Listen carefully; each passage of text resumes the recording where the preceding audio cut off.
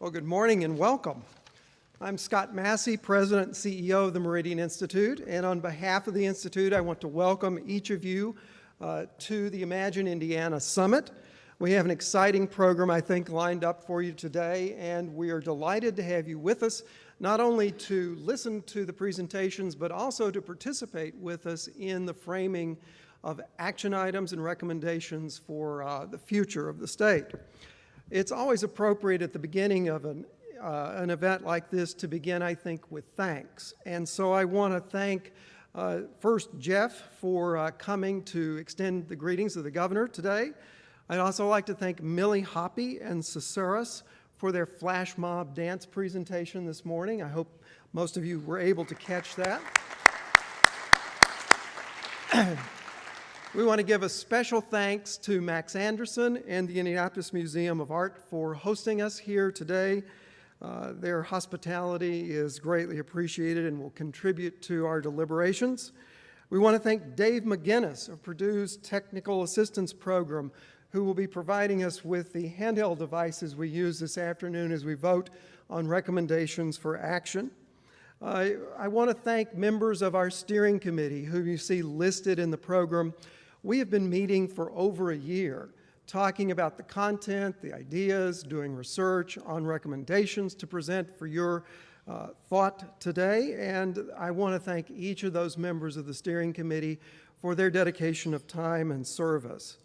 And as you saw on the chart earlier, I want to thank all of our national and state sponsors and partner organizations who have joined with us in helping to make this issue of innovation, imagination, and creativity a topic for our consideration. This, as you know, was prompted in part by the 50th anniversary of the founding of Lincoln Center in New York.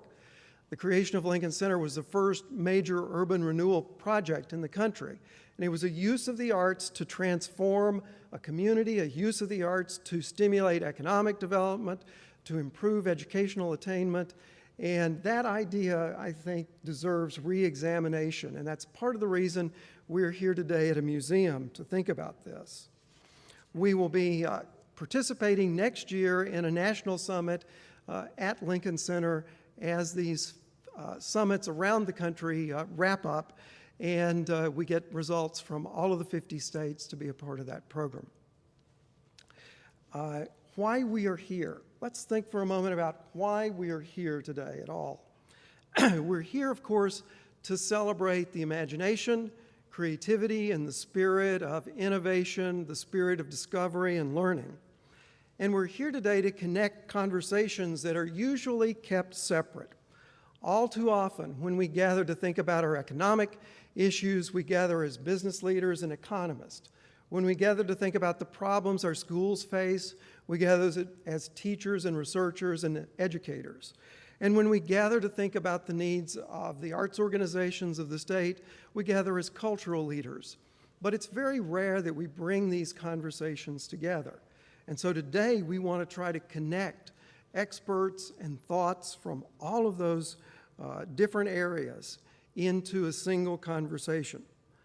Because contrary to our normal procedure, the key to solutions for our future really reside in making connections across all of these sectors and disciplines. If we can move to the next couple of slides. The next one. The premise of our summit is that imagination is the underlying source code for valuable products in the area of culture, in the area of education, and in the area of economics, in the creation of wealth, in the creation of new discoveries, in the creation of new artistic expression. These are not separate systems we're maintaining, but systems that are fundamentally linked. They share a common origin and a common destiny. And so, like so many issues in today's world, the questions of how we create prosperity, how do we increase knowledge and discovery, and how do we create new, enriching cultural experiences are all interconnected. To solve our pressing problems as a nation, we need solutions that cut across and connect culture, education, and economics. But how do we do that? To do that, I think we have to go back and think about what an artist actually does. A number of years ago, I had the privilege to work with Leonard Bernstein and a group of national artists and researchers. We asked ourselves a simple question: what is it that an artist does when an artist creates a work of art?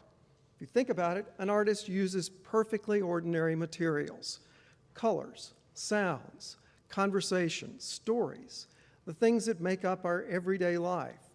But somehow an artist transforms those everyday, ordinary things into something extraordinary that has a new value, that is desired, that is transcendent, and lifts our experience to a new level of understanding and enjoyment. By selecting, combining, accenting, adding a new perspective, connecting things that have never been connected before, an artist creates something that is unexpected and unprecedented.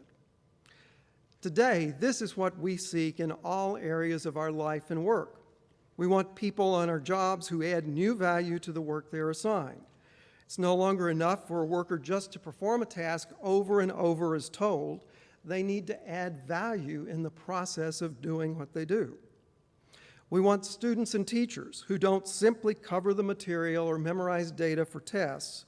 We want creative learners who learn how to add value to information, who make new discoveries, and who learn, above all else, how to solve problems that no one has even thought about before.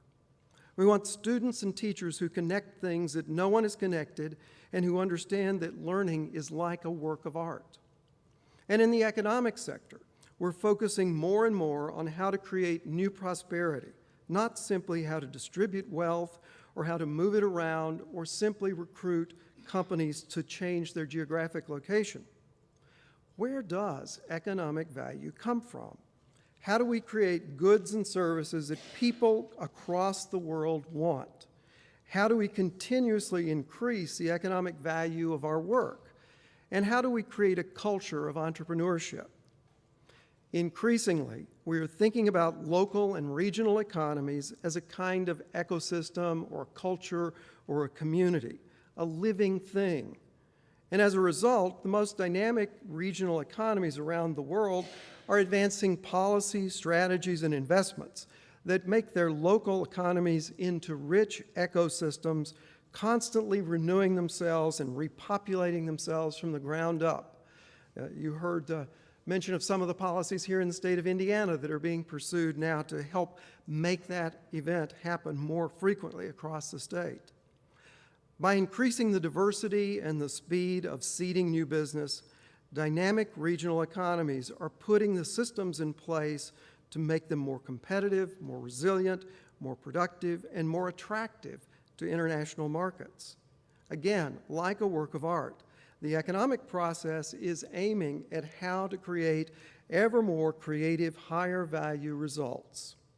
And moreover, like artists, the entrepreneurs that we seek to create and to attract to live in our communities want to live in certain kinds of communities. Both artists and entrepreneurs seek communities that are open, diverse, adventurous, stimulating, and that thrive on creative risk. So, when the focus in economics shifts to the creation of prosperity, and when the focus in education shifts to discovery, the arts provide a model. The arts provide a kind of X-ray of the underlying process by which new value is created for ordinary things. These, I think, are some of the themes we'll be exploring throughout the conversations in this afternoon's program. Now, the need for this certainly could not be more urgent. We face staggering challenges not only in the state, but as a nation. We no longer lead the world in the number of students going to college. We no longer lead the world in key areas of technical skills. And we see growing shortages of highly trained professionals in science and technology. A little known fact is that part of the reason our unemployment rate is so high in the country is that we lack skilled people to fill some of the positions that are currently available.